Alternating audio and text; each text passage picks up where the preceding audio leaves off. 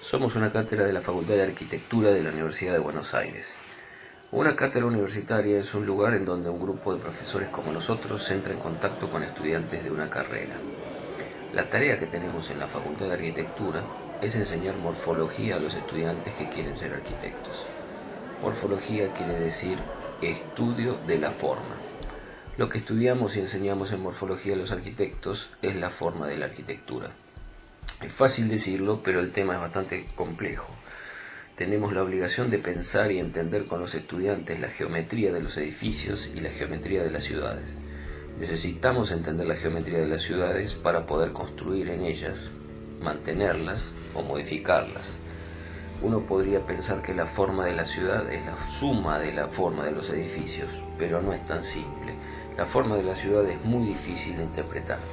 Hay expertos que se dedican a resolver problemas de tránsito, otros se dedican a resolver problemas de servicios públicos, pero los arquitectos nos ocupamos de manera específica de entender la contextura física de la ciudad, la relación que tiene esa forma construida con las acciones y las sensaciones de los habitantes que la viven.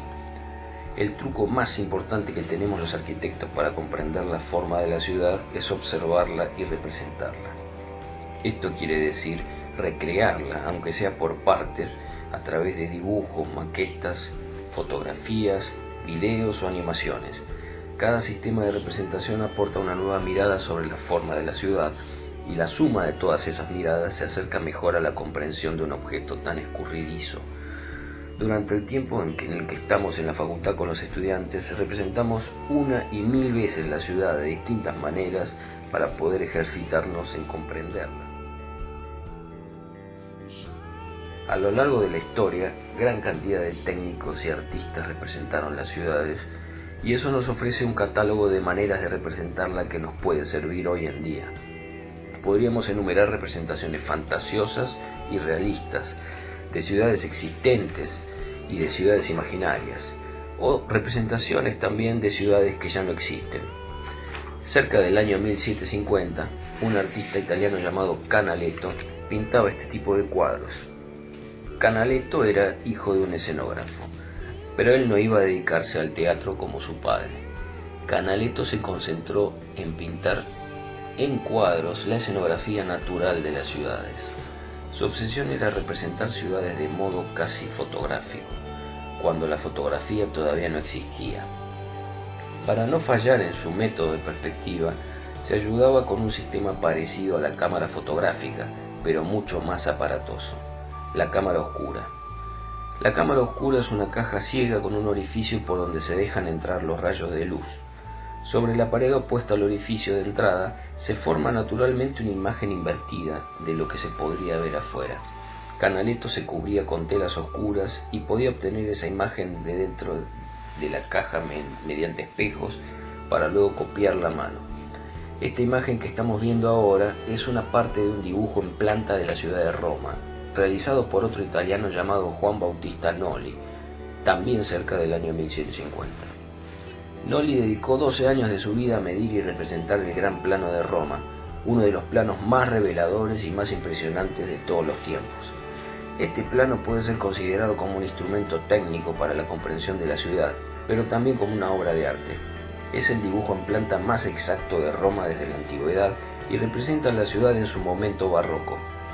Como el centro histórico de Roma cambió muy poco en los últimos 300 años, el mapa de Noli sigue siendo una de las mejores fuentes para la comprensión y conocimiento de la ciudad contemporánea. También lo podemos pensar como un modelo para los planos de otras ciudades del mundo. El rayado en negro se representa la obstrucción que generan los cuerpos de los edificios y las zonas privadas, y en blanco se representa el espacio vacío que hay entre los edificios, el vacío público por el que nos podemos mover, el vacío a través del cual miramos en la ciudad. Esta manera de representar los planos nos resulta muy útil a los arquitectos porque así nos damos cuenta de que el espacio vacío que hay entre los edificios también tiene forma y tamaño. Y esa forma es muy importante, no es un residuo. En la Facultad de Arquitectura la llamamos espacio urbano. y la forma de esos espacios urbanos es lo que caracteriza a cada ciudad y a cada barrio.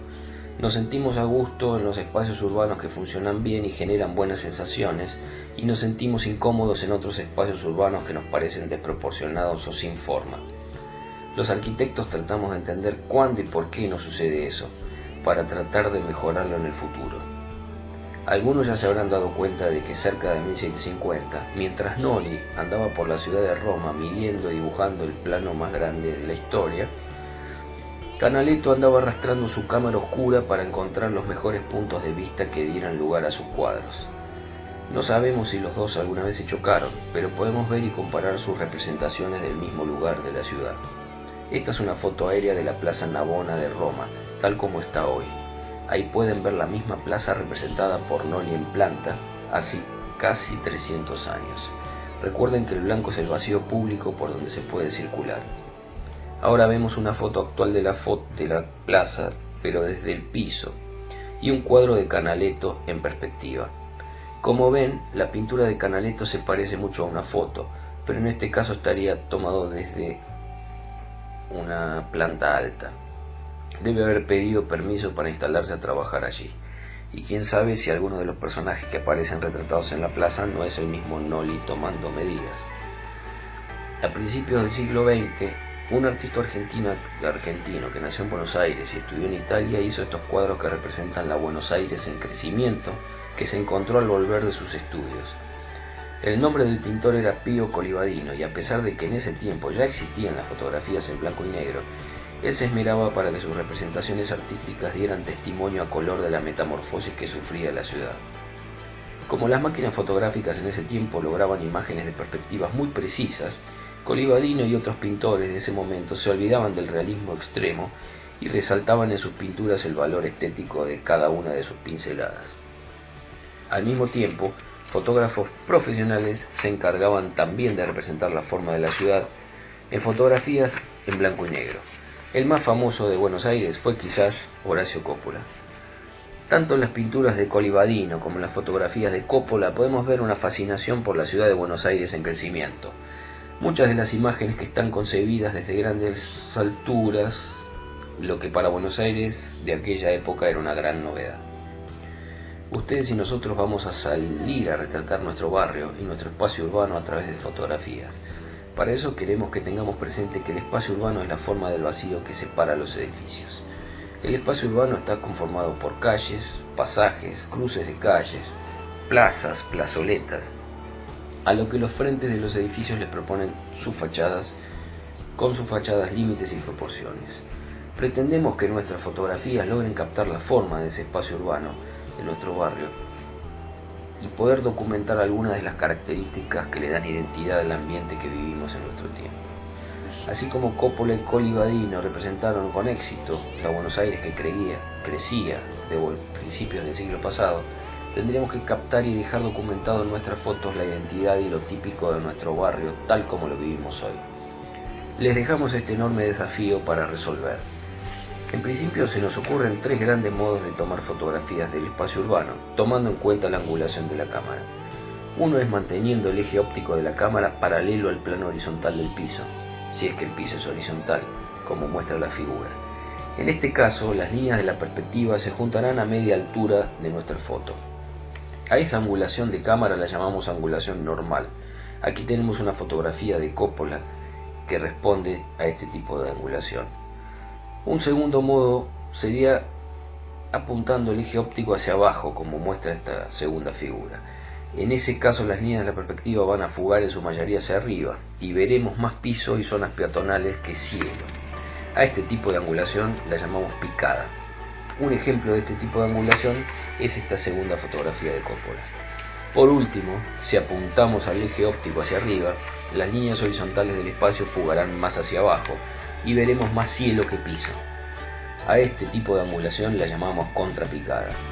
Con esa manera podremos ver mejor los remates y las partes altas de la ciudad y dejaremos ver tanto las zonas peatonales. Otra fotografía de Coppola nos sirve de ejemplo de lo que acabamos de mencionar. Otra categoría de fotos que vamos a experimentar es la de grupo temático o colección. Se trata de conseguir conjuntos de fotos que refieran a cosas relacionables, ya sea por su forma, su color, su tamaño, disposición o función.